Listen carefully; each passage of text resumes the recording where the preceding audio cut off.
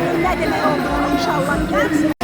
Türkiye'de Forever Rally'sindeyiz, əslində Türkiye Rally'sindeyiz de tabii ki artık Dünya üzrə rally Dubai'de olacak. Oranı da kazanmışıq, buranı da kazanmışıq.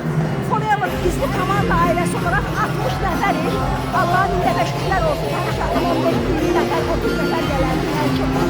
Ama bugün daha çok.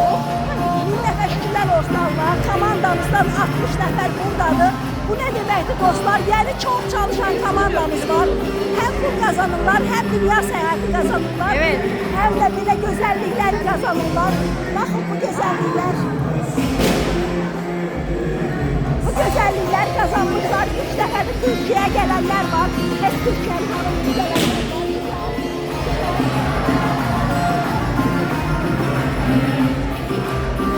Bu güçlü komanda inanıram ki Azerbaycan'a fərq edəcək dostlar. Herkes çalışabilir bu evlilikdə. Yaşdan, dilindən, bilgindən, yaşından, savadından aslı olmayaraq. Yeter ki bir çalışan kafa olsun, yeter ki bir məqsəd olsun. Forever'ın kim olduğunu